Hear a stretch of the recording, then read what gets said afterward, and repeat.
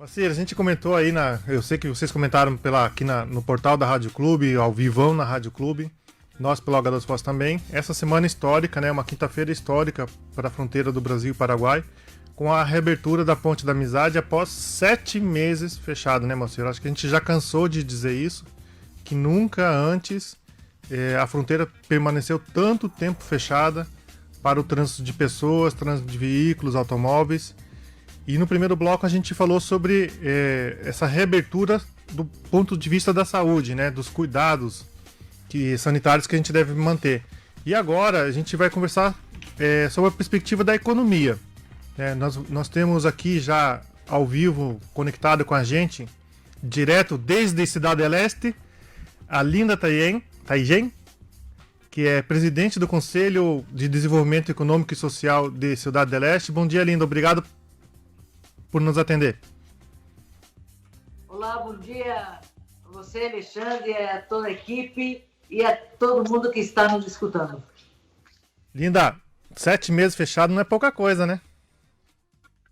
Não é pouca coisa, a gente aprendeu muito, a gente se preparou bastante para essa reabertura novamente e agora, além de trabalhar, a gente tem que se cuidar bastante, mais do que antes, inclusive, para a nossa economia poder seguir adiante e avançando e a gente não ter nenhum retrocesso e, claro, também que o aumento dos contágios não se dê.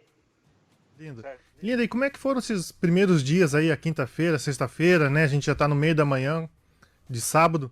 Como é que foram esses primeiros dias aí de trânsito, na prática quase que livre, né? Mas como é que tá o movimento aí em Cidade del Este? Tá bom, o primeiro dia foi bom, o segundo melhor, e hoje, sábado, a gente tem uma circulação bastante para o terceiro dia de reabertura. Eu acredito que o pessoal no Brasil começou a entender mais ou menos a dinâmica dos horários e tal, e estão vindo e vão continuar vindo.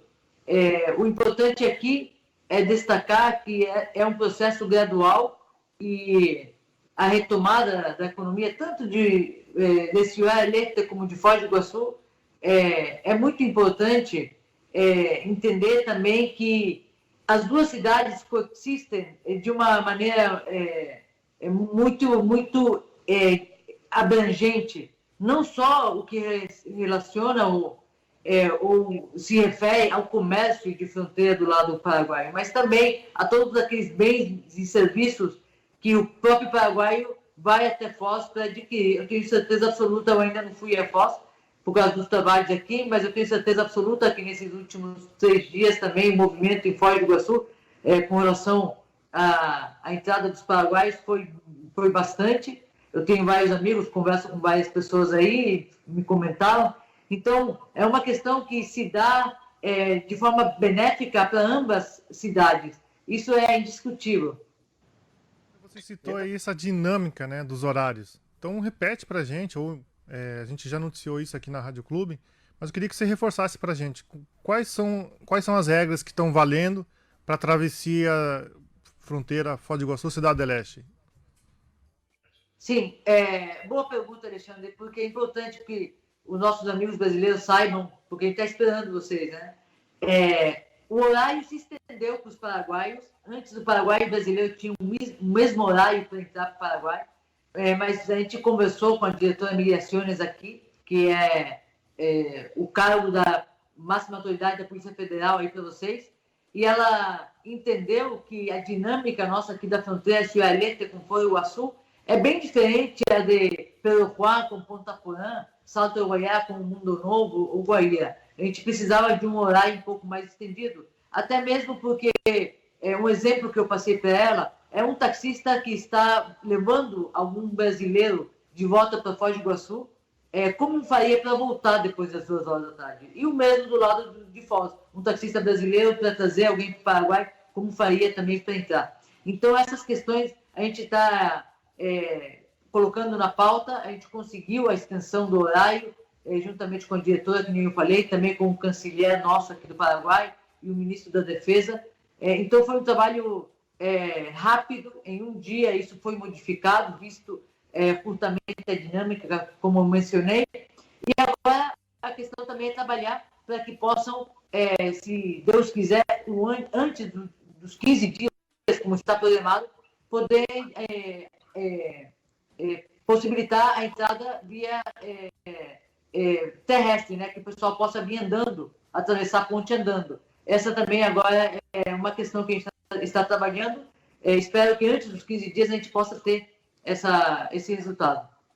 O que está valendo por enquanto é só a travessia em automóvel, né? Em carro, mesmo em moto. Carro, moto, ônibus, para brasileiros até 2 horas da tarde, para os paraguaios está liberado 24 horas. Essa pergunta é importante, Alexandre, porque tem muitos paraguaios que estão no Brasil ou querem vir em voos internacionais até Foz, e por causa dos horários não faziam isso porque pensavam que iam ter que ficar em Foz ou coisas assim. Então, tá liberado para os paraguaios e espero que pronto também 24 horas para todos os brasileiros. Tá, então, vamos pegar alguns exemplos, Linda. Então, o brasileiro que cruza hoje, ele pode cruzar a partir das 5 da manhã, certo? E aí, para entrar para o Paraguai e para sair, pode sair a hora que quiser. Pode retornar 2 da tarde, 3 da tarde, ele pode cruzar 4, 5, retornando de Cidade do Leste, passando pela aduana paraguaia, e pode retornar ao Brasil, correto? Correto? Sim, correto. A aduana brasileira, por ser brasileiro, né, na aduana brasileira, ele também vai poder passar o horário que for, né? Completamente. O Brasil, pela portaria que emitiu no dia 13, no dia 14, deixa a possibilidade aberta para circulação 24 horas de paraguaios e brasileiros, inclusive. Nesse sentido, vocês têm uma ampliação, inclusive até beneficiando os paraguaios melhor do que a nossa. Por isso que a gente está trabalhando com as autoridades aqui para a gente poder também adaptar os mesmos critérios que o Brasil. Linda, e agora falando um pouco sobre a economia, né? Eu acho que a questão das regras de trânsito, por enquanto, ficaram bem claras. Qualquer dúvida também a gente pode deixar a sua dúvida ali nos comentários da live, da página da Rádio Clube, e a gente responde, tirando essa dúvida na hora. Mas em relação à economia, quais que são as perspectivas, Linda, agora com a retomada desse, ainda que parcial e gradual, como você bem colocou, mas quais são as perspectivas aí de aquecimento do comércio da Cidade do Leste? A gente calcula que até final desse mês a gente pode ter aproximadamente até uns 40% ou 50% do que seria para essa época do ano o giro comercial. Até novembro, a gente acredita que pode chegar a 80%, e se Deus quiser e correr tudo bem, até dezembro eu acredito que a gente vai receber a mesma quantidade de brasileiros que estariam se programando para vir ao Paraguai, como se fosse que não existiu pandemia ou quarentena. Então, a gente acredita que esses vão ser os números, se bem também a Câmara do Comércio, aqui, esse Alerte, está analisando fazer um Black Friday lá para o dia 15 de novembro, mais ou menos. Segunda-feira, agora, o pessoal da diretoria vai se reunir para determinar isso. Com certeza vai ter o apoio também do Ministério do Turismo aqui do Paraguai. E isso eu acredito que vai também fazer uma diferença enquanto a porcentagem das vendas que a gente pode ter aqui. Linda, eu tenho mais uma pergunta para ti, mas antes eu preciso só colocar esse contexto, Moacir, da questão do papel que o CODELESTE, né, o Conselho de Desenvolvimento Econômico e Social de Cidade do Leste, em conjunto com o seu par aqui em Foz do Iguaçu, o CODEFOZ, associações comerciais de ambas cidades, instituições, poder público, né, no caso a municipalidade de Cidade do Leste, a prefeitura de Foz, a governação, o governo do estado aqui do Paraná, todos tiveram um papel de quase 2, 3 meses conversando, estabelecendo protocolos. 5 meses, Linda. Praticamente desde março. Quando fechou, já estavam conversando. Sim. Colocando esse contexto, Moacir, para dizer o seguinte: esse trabalho influenciou demais os governos centrais, né? Colaborou para que os governos centrais tivessem elementos para permitir essa reabertura gradual e controlada a partir de agora. A minha pergunta, Linda, considerando todo esse histórico de envolvimento de vocês, quais são os próximos passos, né, da sociedade, né, de vocês como representantes da sociedade, tanto do Brasil e, no teu caso, do Paraguai? O que vocês estão planejando para as próximas semanas? Que medidas que devem ser tomadas de reuniões ou de elaboração de novos protocolos e atualização de protocolos? Sim. Bom, eu falei 5 meses, Alexandre, porque a portaria inicial do Brasil ela é muito clara no artigo 4 com relação a exceptuar a circulação dos fronteiriços. Então, a gente trabalhou nesse protocolo desde o primeiro mês, praticamente, para a gente poder, aqui com o Paraguai, poder adaptar e aplicar a reciprocidade que determina esse artigo da portaria. Por uma questão de falta de aplicação, aqui como a gente chama no Paraguai, desse acordo internacional de cidades vinculadas fronteiriças, o Paraguai não pôde aplicar, justamente por isso também se dá a abertura para todos os paraguaios brasileiros, sem exceção de serem fronteiriços. O trabalho continua porque, através dos conselhos, tanto o CODELESTE como o CODEFOS, a gente consegue articular entre as autoridades locais e nacionais e poder chegar a um consenso único, que é muito importante para a gente poder ir avançando no diálogo, nas negociações e também que todos os setores saibam qual que é a melhor ação a ser feita.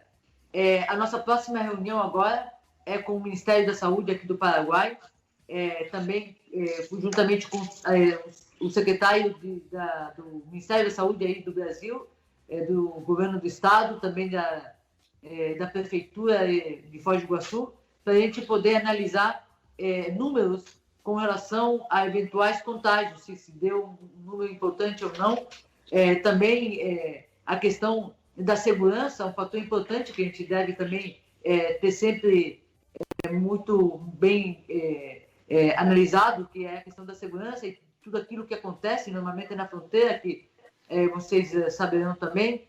Então, são vários aspectos que devem ser analisados quase que semanalmente. E, para isso, o Conselho tem articulado todas essas reuniões e a participação, como você destacou, de todas essas instituições do setor público e privado, e com o apoio constante e também é importante dizer isso, que normalmente nós, quando somos da fronteira, como cidade, a gente às vezes tem um pouco um abandono do poder público central, né? Poder público central que estão sempre nas capitais do país e não entendem muito como funciona a dinâmica de uma fronteira. E para isso os conselhos trabalham e eu acredito que a gente está tendo um bom resultado e um bom segmento por parte do governo nacional, tanto do Brasil como do Paraguai.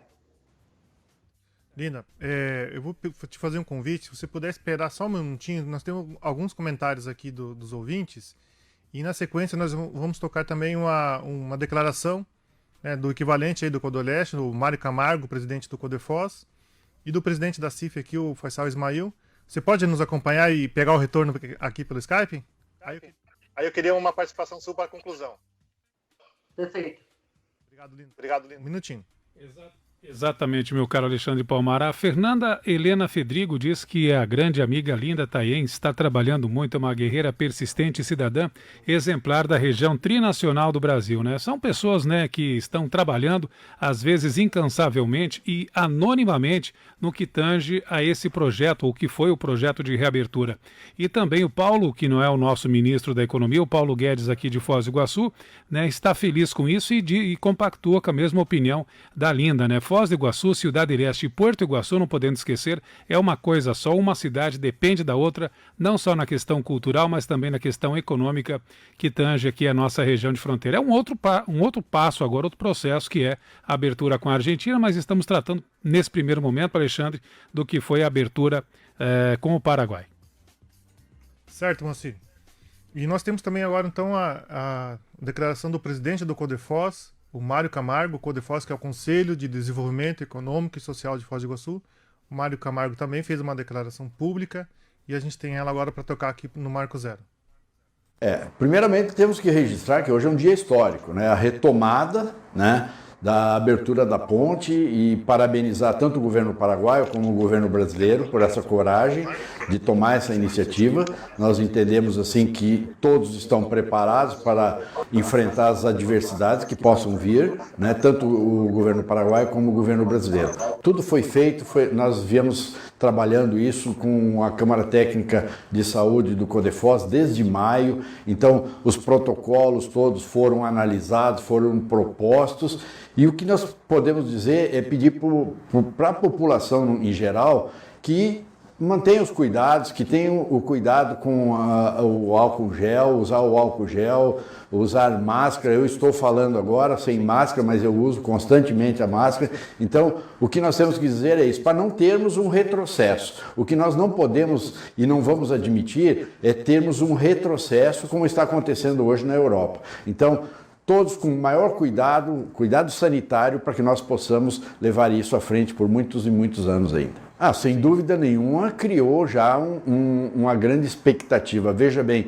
eu estava vendo hoje de manhã, já foram criados 10 mil empregos no Paraguai, só com a retomada, tá? Com a abertura da ponte.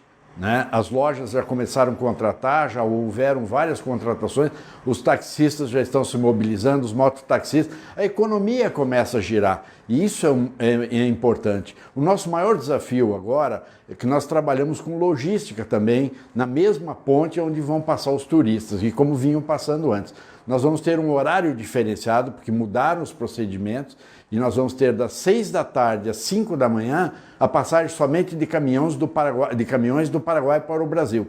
Esse é o grande desafio nosso, é fazermos com que esses caminhões que passem para cá, principalmente os carregados, que eles possam ser liberados, caminhões de grãos que possam ser liberados na mesma noite. Isso é um grande desafio e nós estamos trabalhando nisso agora. Eu acho que houve um envolvimento de toda a sociedade, houve uma participação e uma colaboração de várias outras entidades que tiveram junto conosco. O CODEFOS só pode agradecer e tem que agradecer o poder público também, que teve um diálogo conosco, o governo paraguaio, as entidades, o CODELESTE, que foi um parceiro nessa batalha, mas eu posso dizer que estamos congratulando agora essa conquista. É uma conquista não só do CODEFOS, é de toda a sociedade organizada, é de todos nós que trabalhamos com esse intuito, de chegar esse dia como chegou, entende? Sem muita burocracia na liberação, mas que a gente possa ter a consciência de trabalhar, de se proteger e proteger o próximo.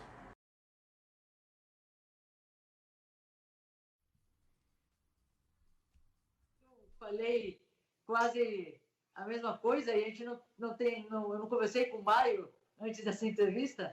Então, de fato, que nem eu falo aqui na entrevista que eu dou no Paraguai, é que a gente assumiu o compromisso de nos cuidarmos entre todos. A gente sabe que usar máscaras, lavar a mão, usar álcool gel pode evitar o contágio, pode matar o vírus. Então, isso porque, como diz aqui o nosso diretor da vigilância, se você tocar no vírus, você não se contagia. Você, levando a boca, você se contagia. Então, se você lava direito a mão, você limita a ação do vírus. Então, isso é importante, porque, como o Mário falou, a gente tem um compromisso, porque os nossos governos centrais falaram claramente na reunião, sobem os contágios, por isso que eu falei no começo dessa entrevista, que o Ministério da Saúde de ambos os países vão estar em contato, daqui a pouco a gente vai amar essa reunião.